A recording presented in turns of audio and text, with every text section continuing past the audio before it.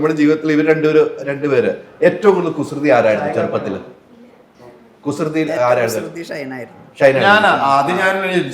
അല്ല, ഏറ്റവും നല്ല പിന്നെ ഇവൻ എന്ന് പറഞ്ഞാൽ ഷൈനും കുസൃതിയുണ്ട്, അതേസമയം ഇങ്ങനെ ഓടിക്കൊണ്ടിരിക്കും. ഷൈൻ അന്നും ഓട്ടമായിരിക്കുമ്പോ അതല്ലേ പണ്ടൊരു സ്റ്റൂൾ ഉണ്ടായിരുന്നില്ലേ, ആ സ്റ്റൂള് തിരിച്ചിട്ടിട്ട് എന്നെ അതിൻ്റെ ഉള്ളിൽ നിർത്തും. അത്രയും ഈ കോട്ട് പോലത്തെ, അതായത് ഞങ്ങൾക്ക് പരിചയം കോടതി കയറിയിട്ടുള്ള അത് നിർത്തണം. അതായത് പിന്നെ ഇറങ്ങി ഓടില്ലല്ലോ. ഇവനെ കുസൃതിയെക്കാളും കൂടുതൽ വെകളിത്തരം ഇതുപോലെ ADHD-യുടെ ഒരു കുട്ടിയായിരുന്നു. അവന് തന്നെ അവനും ഉണ്ട്. ഇവൻ പറഞ്ഞ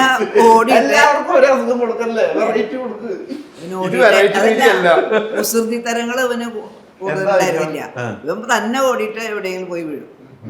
അങ്ങനെ പെട്ടെന്ന് എല്ലാ ദിവസവും പുറത്തു പോയി കഴിഞ്ഞാൽ എന്തെങ്കിലും സ്റ്റിച്ചിട്ട വരിക. അപ്പൊ സൂപ്പർ മാർക്കറ്റിൽ പോയാ കല്യാണത്തിന് പോയാൽ ഒക്കെ തലക്കെട്ടുണ്ടാവും. പക്ഷെ ഇവർ തമ്മിലുള്ള വ്യത്യാസം എന്താന്ന് ചോദിച്ചാൽ, 4 മക്കളിലുള്ള വ്യത്യാസം എന്താന്ന് ചോദിച്ചാൽ, ഷൈൻ ഈ സിനിമ നന്നായിരുന്നു കാണും. അത് 1 വയസ്സ് മുതൽ അവനെ തിയേറ്ററിൽ കൊണ്ടുപോയി കഴിഞ്ഞാൽ സിനിമ നന്നായി നോക്കി ആസ്വദിച്ച് കാണും. മറ്റു 3 മക്കളും സിനിമയ്ക്കൊക്കെ പുറപ്പെടും. അവിടെ ചെന്ന് കഴിഞ്ഞാൽ വെള്ളം മറ്റു സാധനം അവര് പുറത്ത് ഇരുന്നിട്ടാണ്.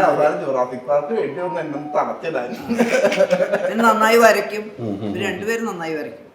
ഇവരുടെ ഈ വിഷയങ്ങളൊക്കെ ഉണ്ടായപ്പോ അന്നും ഇന്നും ഉണ്ടായ വിഷയങ്ങളൊക്കെ പെങ്ങന്മാര് രണ്ടുപേരും 2 സ്ഥലത്താണ്. അവരൊത്തിരി വിഷമിച്ചിട്ടുണ്ടാവും.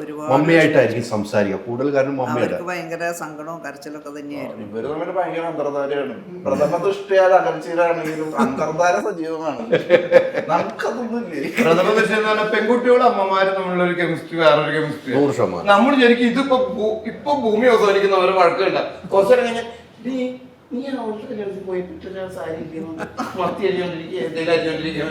അപ്പൊ നമ്മൾ ശരിക്കും എന്താ സംഭവിച്ചുകൂടെ, നമ്മള് പൊട്ടനായോ? നമുക്കാണെങ്കിൽ ഒരു സാധനം ഇമോഷൻ ഇട്ട് കഴിഞ്ഞ ഒരു ദിവസം എങ്കിലും എടുക്കില്ല.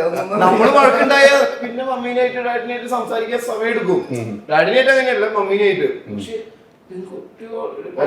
അവര് വഴക്കൂടിയാലേ നമ്മൾ വിചാരിച്ചതോടെ കൂടി ഇനി മിണ്ടൂലെന്ന്. കുറച്ച് കഴിഞ്ഞിട്ട് വന്നു നോക്കുമ്പോ ഭയങ്കര സെറ്റ്.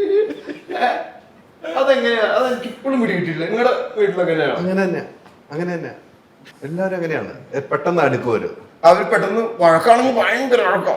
നമ്മള് തന്നെ അത്ഭുതപ്പെടും. ഡാഡി തന്നെ അത്ഭുതപ്പെടും. എന്താന്ന് ഡാഡി വരെ ഇല്ല. ഡാഡിക്ക് കുറെ കാലമായി ഡാഡിയുടെ വീട്ടില് എനിക്ക് പെൺകുട്ടികള് ആയിട്ട് ഭയങ്കര പെൺകുട്ടികൾ എന്നുള്ള വ്യത്യാസമൊന്നുമില്ല. കാരണം എന്റെ തറവാട്ടില് എന്റെ മൂത്ത വല്യപ്പച്ചന് 2 പെൺകുട്ടികളും, താഴെയുള്ള രണ്ടാമത്തെ വല്യപ്പച്ചന് 4 പെൺകുട്ടികളും.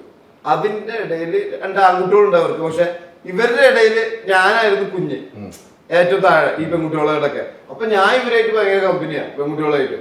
അത് ഇപ്പോഴും തുടരുന്നു. പെൺകുട്ടികളായിട്ട് നമുക്ക് അങ്ങനെ പെൺകുട്ടി ആൺകുട്ടികളെന്നുള്ള വ്യത്യാസമൊന്നുമില്ല. എല്ലാവരായിട്ടും നന്നായി സംസാരിക്കും. നല്ല രീതിയിൽ സംസാരിക്കാം, മോശമായുള്ള രീതിയിലല്ല. അവരെ രസിപ്പിക്കാനോ അല്ലെങ്കിൽ ഫണ്ണായിട്ടുള്ള സംസാരങ്ങൾ ചിലപ്പോൾ ചിലർക്ക് ഫണ്ണ് FUN അല്ല. പിന്നെ ഞങ്ങളുടെ തറവാട്ടില് ഞങ്ങൾക്ക് മീൻ വറുത്തില്ലെങ്കിൽ പെൺകുട്ടികൾക്ക് മീൻ വറുത്ത് കൊടുക്കും. ആരുടെ കാര്യം പറഞ്ഞു?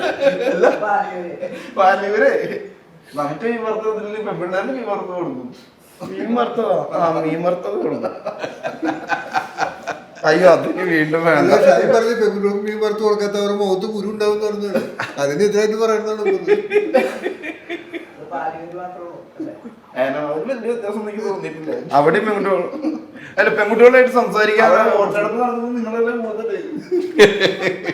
Ultra modern kitchen devices. ഒരു കിച്ചണിൽ വേണ്ട എല്ലാ ലേറ്റസ്റ്റ് ബ്രാൻഡുകളും ഇവിടെയുണ്ട്. ലോകോത്തര ബ്രാൻഡുകൾ, original products, wide range. MyG future. WhatsApp വഴി ഇംഗ്ലീഷ് പഠിക്കാൻ ഇംഗ്ലീഷ് കഫേ ഉള്ളപ്പോൾ ഇംഗ്ലീഷ് ഒരു വിഷയമേ അല്ല. English cafe, we present you the perfect English. WhatsApp now 9633 888 575.